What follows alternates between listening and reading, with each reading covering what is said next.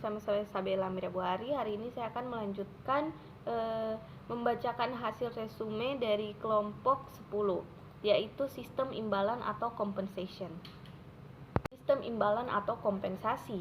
Pengertian sistem imbalan merupakan konteks yang lebih luas mengenai pemberian kompensasi oleh suatu institusi yang diorganisasikan meliputi seluruh paket keuntungan yang disediakan oleh organisasi kepada para anggotanya dan mekanisme serta prosedur-prosedur di mana keuntungan ini dapat didistribusikan. Selanjutnya, untuk tujuan dari sistem imbalan, menurut Komang, Ardana, dan kawan-kawan 2008, pada dasarnya adalah sebagai berikut. Yang pertama adalah memotivasi anggota organisasi.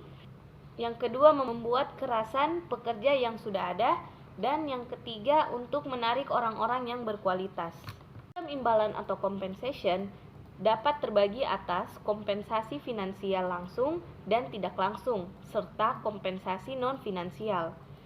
Menurut Sinambela 2016 mengatakan jika kompensasi dapat terbagi atas kompensasi finansial langsung dan tidak langsung. Untuk kompensasi finansial langsung itu dapat berupa sebagai upah, gaji, komisi, bonus. Dan untuk kompensasi tidak langsung itu seperti pemberian finansial yang tidak disebutkan dalam kompensasi langsung.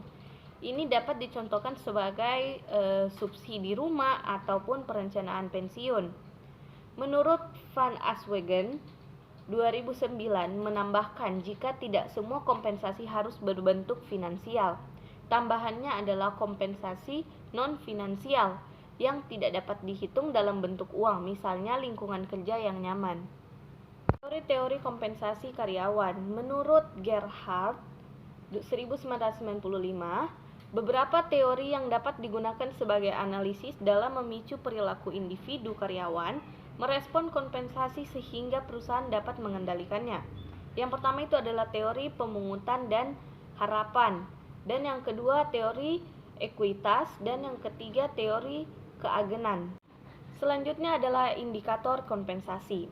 Menurut Williams 2008 membuat kuesioner untuk mengukur kepuasan kompensasi yaitu CCSQ yang memiliki dimensi-dimensi sebagai berikut. Yang pertama itu adalah tingkat kenaikan gaji atau pay level, dan yang kedua ada struktur gaji atau pay structure, dan yang ketiga kenaikan gaji atau pay rise, dan yang keempat prosedur pembayaran atau variable pay prosedur, dan yang kelima tingkat tunjangan atau benefit level, dan yang keenam penentuan tunjangan atau benefit determination, dan yang ketujuh administrasi yaitu benefit administration.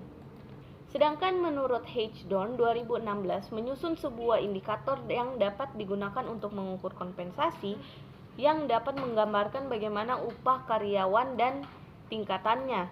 Indikator-indikator berikut lebih tepat digunakan untuk mengukur karyawan kontrak, diantaranya penghasilan atau income, dan kedua peningkatan yang dapat diprediksi dan adil, predictable and fair increase, dan yang ketiga pensiun atau pension. Selanjutnya adalah Equal Employment Opportunity atau EEO. Apabila kita membahas terkait tentang kompensasi, tentunya tidak bisa lepas dari atas keserataan. Terdapat istilah Equal Employment Opportunity yaitu EEO yang dikenalkan oleh Lembaga Buruh Internasional ILO Romala 2020 mendefinisikan EEO sebagai prinsip kesetaraan pada karyawan.